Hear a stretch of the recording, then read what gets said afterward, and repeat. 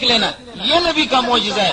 باقی موسیٰ علیہ السلام کو زندہ کر کے کھڑا کر دینا، ان سے نمازیں پڑھوا دینا، یہ نبی کا معجزہ نہیں ہے، وہ حقیقت حال ہے، وہ خود بخود یہ ایک چیز موجود تھی. آپ سمجھے نہیں؟ یہ نبی کا معجزہ ہے کہ نبی مکے میں بیٹھ کر کے یہ بتا دے کہ منظور فلاں کرسی پر بیٹھا ہوا جھک مار رہا ہے. آپ سمجھ رہے نہیں سمجھ رہے؟ نبی مکے میں بیٹھ کر کے یہ بتا دے، معجزتاً بتا دے کہ منظور جو کرسی پر بیٹھا ہوا اس وقت وہ اس طرح کلام کر رہا ہے، یہ نبی کا معجزہ ہوگا.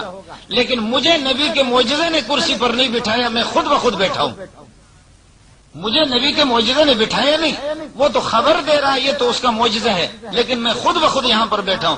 موسیٰ علیہ السلام کو نیچے جو دیکھ لینا یہ نبی کا معجزہ ہے کہ بغیر کسی دوربین کے اس کو دیکھ لینا. لیکن موسیٰ علیہ السلام کو زندہ کر دینا، کھڑا کر دینا، ان سے نمازیں پڑھوا دینا یہ نبی کا معجزہ نہیں ہے، وہ فی نفسی ہی ایسی چیز ہے کہ نبی زندہ ہے، نماز پڑھ رہا. چلو آگے فرما رہے ہیں کہ ہم دنیا میں زندہ کیا آپ اس سے یہ ہو گیا.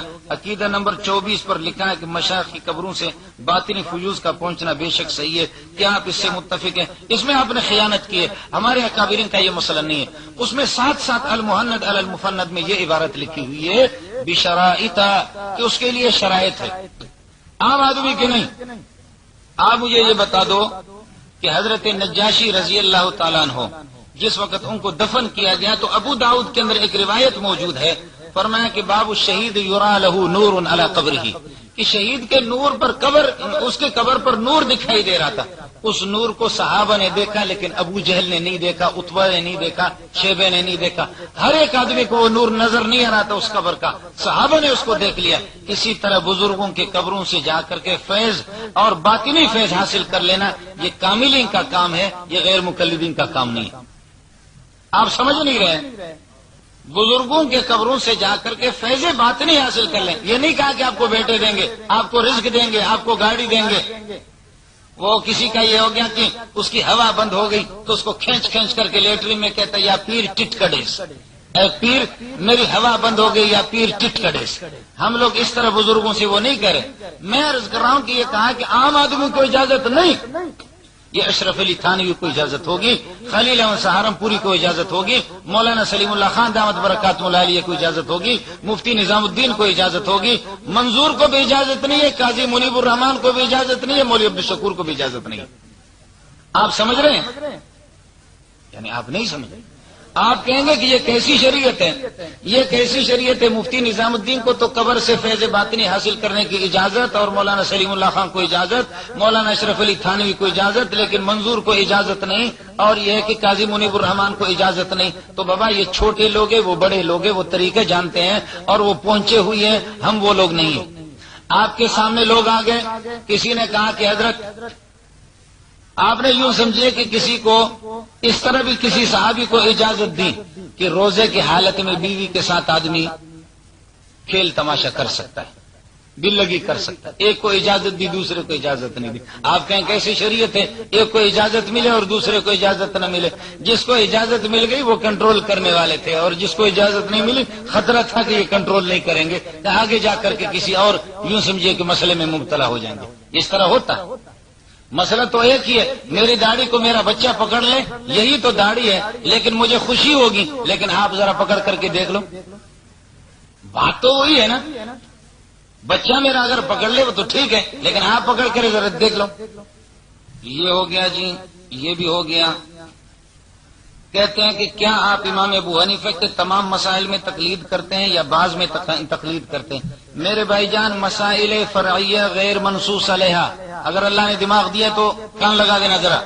مسائل فرعیہ، سارے مسائل نہیں، مسائل فرعیہ غیر منصوص علیہا، جن کے بارے میں نص میں نہیں آیا، قرآن و سنت میں صراحتاً حکم نہیں ہے، یا منصوص علیہ نص ہے لیکن ان میں تعارض ہے بظاہر.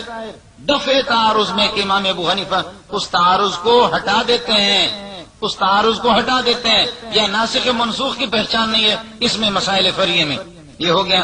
امام صاحب سے پہلے لوگ کس کی تقلید کرتے تھے؟ میری تقلید کرتے تھے. اس سے پہلے امام صاحب سے پہلے لوگ کس کی تقلید کرتے تھے؟ محمد الرسول اللہ صلی اللہ علیہ وسلم کی تقلید کرتے تھے. ہم پہلے اس لفظ کو کہنے میں ڈرتے تھے، ہمارے اکابرین نے لکھا بھی نہیں.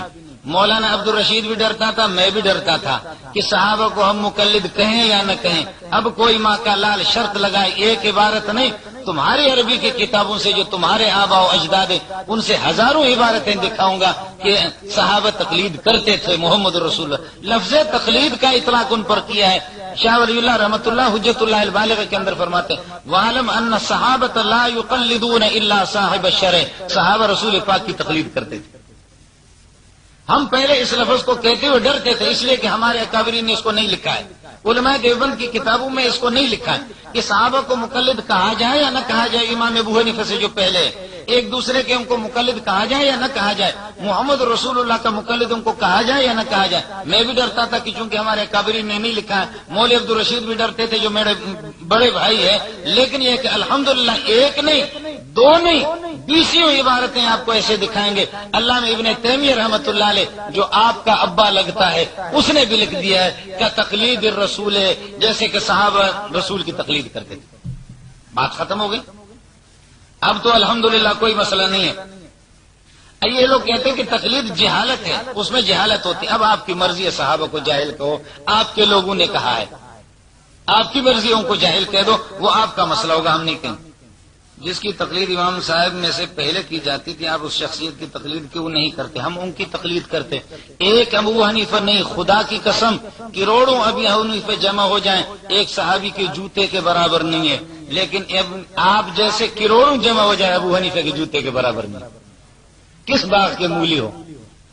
کہتے ہیں کہ امام ابو حنیفہ رحمۃ اللہ علیہ ان کی تقلید نہیں کرتا، آپ ان کی کیوں تقلید نہیں کریں گے؟ خدا کی قسم میں عرض کر رہا ہوں کہ ہمارا یہ نظریہ ہے اور عقیدہ ہے، کروڑوں ابو حنیفہ ایک صحابی کے جوتے کے برابر نہیں، لیکن تمہارے آبا و اجداد چاہے نذیر حسین ہو، داؤد غزنوی ہو، ثناء اللہ عمر تسری ہو، کوئی بھی بلا ہو آپ کے جتنے کروڑوں غیر مقلد کو ابو حنیفہ کے جوتیوں پہ قربان کرتے ہیں۔ گر فرق مراتب نہ کنی زندگی کس، نہ ہر زن زنست نہ ہر مرد مرد۔ مجھے میرا استاد سلیم اللہ کہہ دے کہ تو غلط ہو، وہ کہہ سکتا ہے مجھے، لیکن آپ چھولے بیچ رہے، آپ کو کیا حق پہنچتا؟ یہ مراتب ہے، چھولے بیچنے والا آدمی مجھے یہ نہیں کہے گا۔ یہ ہو گیا جی۔ غائبان نماز جنازہ کے بارے میں کچھ وضاحت فرمائیں۔ آپ کے غیر مقلدین نے خود لکھا ہے کہ نجاشی کے جسم کو رسول پاک صلی اللہ علیہ وسلم کے سامنے لایا گیا، میت کا سامنے ہونا ضروری ہے، اس لیے یہ معجزہ نبی کے ساتھ خصوصیت ہے، میرے لیے اور آپ کے لیے نہیں ہے۔ آپ کے اکابرین نے خود اس کو لکھا ہے۔ آپ جب کہتے ہیں کہ قبر میں حیات حق ہے تو پھر انک لا تسمع الموتى کے بارے میں کیا کہتے ہیں؟ میں نے کہا لیکن آپ نے سنا نہیں، میں نے کہا تو تھا لیکن آپ نے سنا نہیں۔ یہ سننے میں آیا کہ آپ انہی دنوں میں کسی ملک غیر مقلدیہ کے بڑے مناظرے کے لیے گئے تھے، وضاحت فرمائیں۔ یہ مولوی عبد الرشید صاحب وضاحت فرمائیں گے۔ بہرحال ہم گئے لیکن غیر مقلد صاحب ملا نہیں ہمیں جگہ پہ۔ دعا کریں بھی حضرت مفتی صاحب دعا فرمائیں گے۔ مفتی محمد شفیع صاحب، تقلید اسلام کب سے شروع ہوا؟ کیا مذاہب اربعہ میں کوئی کیا کہتے ہیں جنتی ہے؟ تقلید اسلام کب سے شروع ہوا؟ میرے بھائی جان بات ذرا سمجھ لینا، تقلید ابتدا ہی سے ہے، لیکن اس کی تدوین اور یہ حیت جو ہے، اس کی تدوین اور یہ حیت یہ ائمہ اربعہ سے شروع ہوئی، چیز پہلے ہی سے ہے۔ دیکھو منظور کب سے ہے؟ آپ لوگ تو بالکل خاموش ہیں، بات ختم ہو گئی، دعا میں شریک ہو جاؤ، مفتی صاحب دعا کریں گے۔ منظور کب سے ہے؟ میں الحمدللہ 40 سال پہلے سے ہوں، لیکن میرا ظہور آپ کے سامنے آج ہوا ہے۔ میرے بھائی قرآن پاک لوگ پہلے سے پڑھتے تھے، لیکن الحمدوں پر پیش لکھا ہوا نہیں تھا، الحمدوں کے الف پر اور حمزے پر زبر لگا ہوا نہیں تھا، پڑھتے اسی طریقے پر تھے، لیکن اس کا ظہور حجاج بن یوسف نے کر دیا، اس کو یہ ترتیب دی، اس کو جمع اس طریقے پر کر دیا۔ تقلید ابتدائی سے اس کی تدوین ہے۔ کیا مذاہب اربعہ میں سے کوئی جنتی ہے یعنی بخشا گیا ہے؟ سارے جنتی ہیں، آپ اپنے خیر منا دیں۔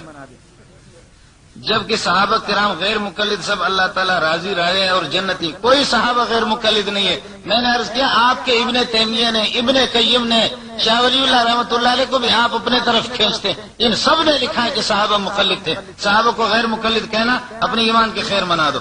اپنے مسئلہ کی حقانیت میں کوئی دلیل قرآن و حدیث سے پیش کریں.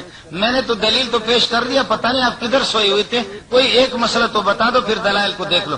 المحند میں ہے کہ حضور کی حیات دنوی ہے، جبکہ مولانا غلام اللہ، مولانا حسین علی، مولانا طاہر پنجپیری طیب اور دیگر اشاعت توحید و سنت اسے حیات برزخی کے قائل ہے. ان علماء کے بارے میں آپ کا کیا خیال ہے؟